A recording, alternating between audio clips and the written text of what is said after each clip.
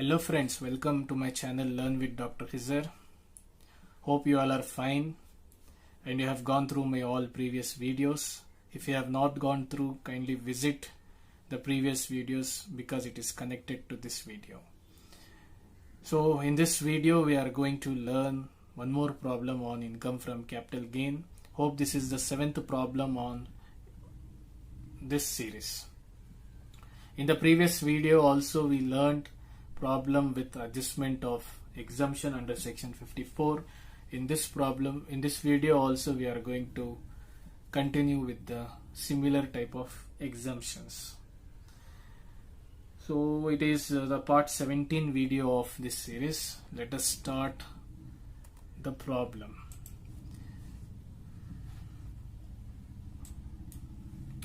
So here is the problem. Problem number 7. Agricultural land purchased by Mr. X, resident in 2004-5 for rupees 90,000, sold for 15 lakhs on 1st June 2018. The assessee purchased another piece of agricultural land on 1/9/2018 for rupees 98,000 and deposited rupees 60,000 on 1st 7/2018 in capital gain account scheme 1988. Find out capital gain chargeable to tax for the assessment year 2019-20. The cost inflation index in 2004-5 was 113 and in 2018-19 was 280. So with this given information, they are asking to compute us the capital gain chargeable to tax for the assessment year 2019-20. As you people know that we are solving problems for the previous year 2018-19 and assessment year 2019-20. So the problem states that the agricultural land was purchased. Assessee is Mr. X, he is a resident, and the agricultural land was purchased in 2004-5 and it was purchased for rupees 90,000. See, understanding problem is very important.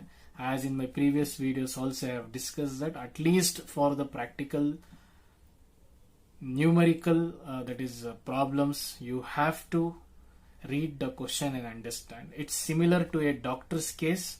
If you visit a doctor, until and unless he does not understand what type of disease you are having, he cannot give a proper prescription. Similar way, in this type of problems also, you need to understand the question very clearly so that you can give a proper answer to that question.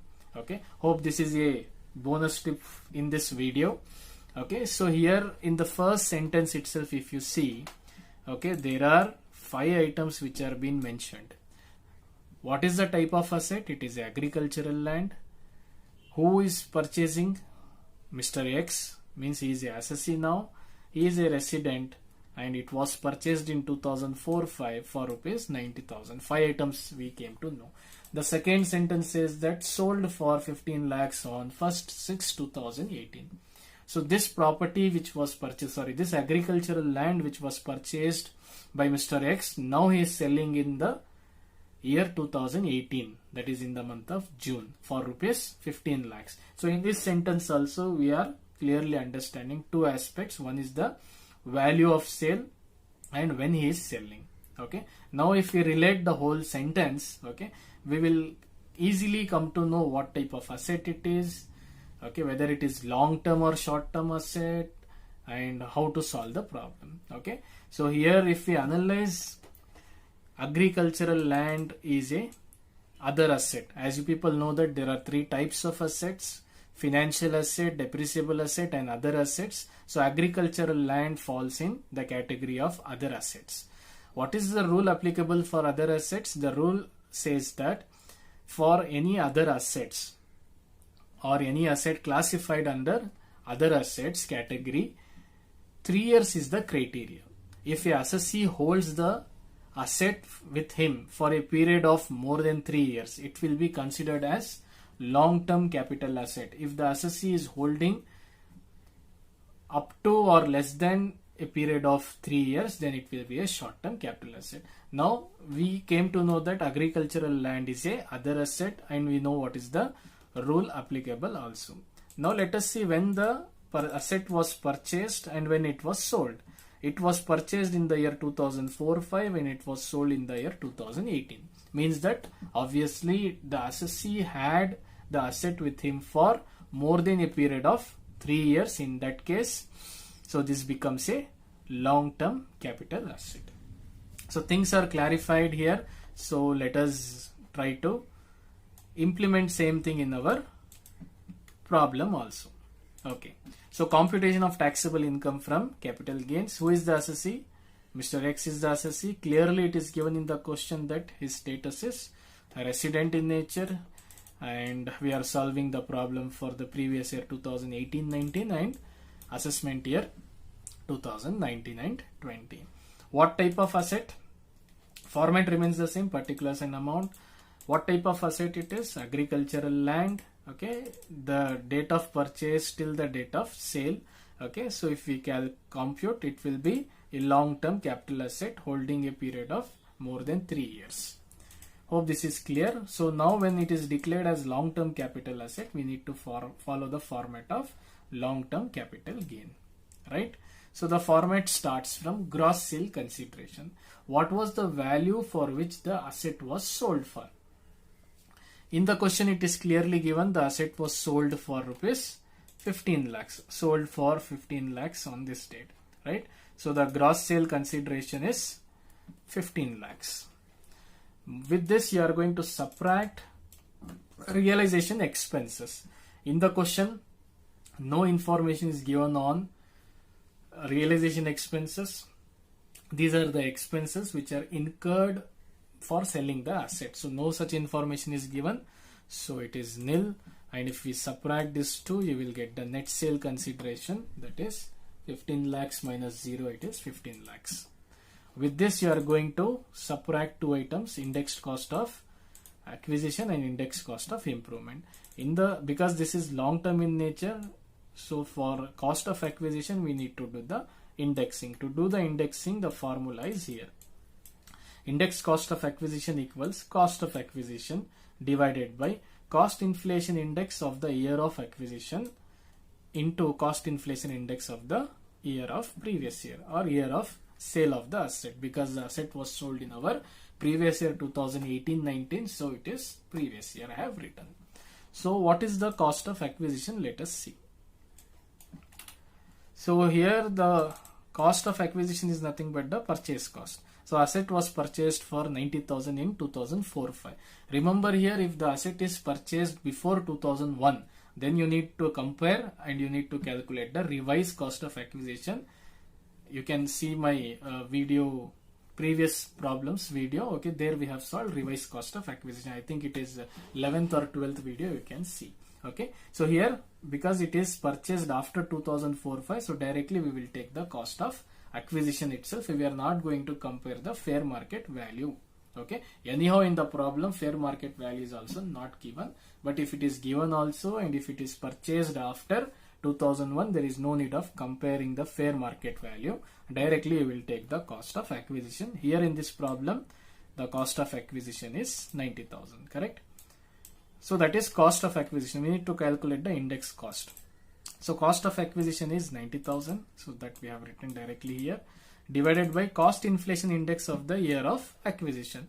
When did the asset purchase? It was purchased in the year 2004-5, and cost inflation index for 2004-5 is given as 113. So that we are going to write 113 multiplied by cost inflation index of the previous year. The cost inflation index for previous year is 280. Our previous year is 2018-19, so 280 is the cost inflation index. Hope this is clear. So let us quickly calculate and see. 90,000 divided by 113 multiplied by 280, if you do, you will get 2,23,008.84. So we have made as 2,23,009 rupees. So this is your indexed cost of acquisition. So next is indexed cost of improvement.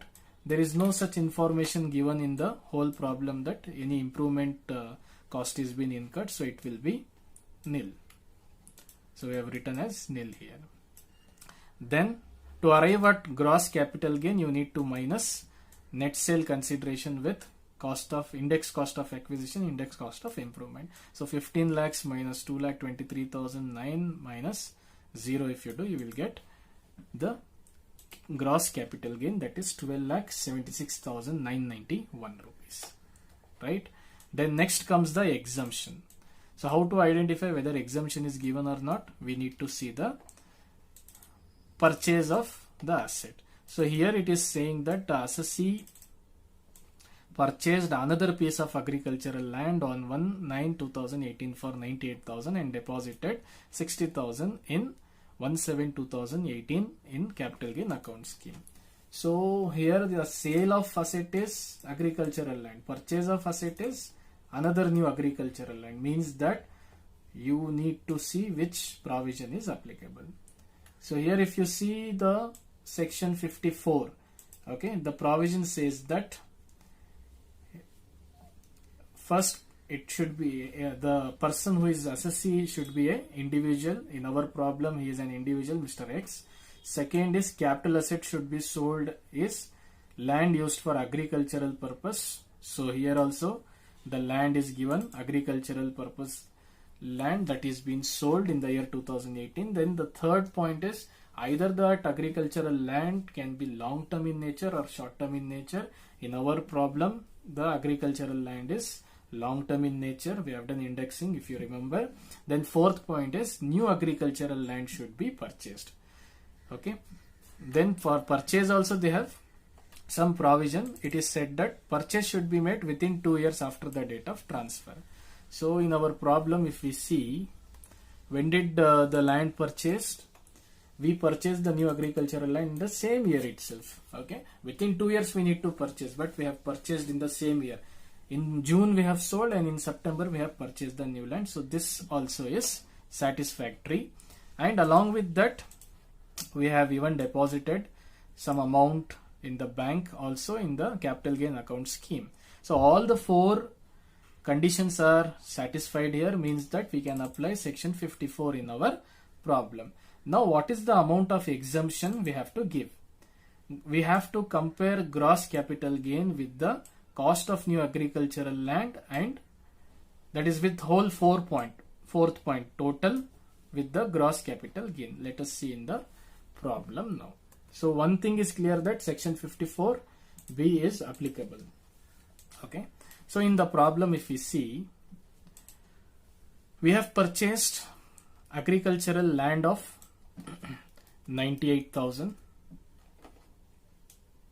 Just see here, we have purchased agricultural land of 98,000 and capital gain account scheme is 60,000. From where I am taking this?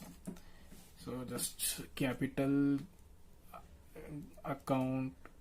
gain account scheme, shortcut I am writing, and this is new agricultural land. Okay, this should be compared with gross capital gain. What is our gross capital gain? It is 12,76,991 rupees, right? Now how much is the total of this? This total comes to 1,58,000.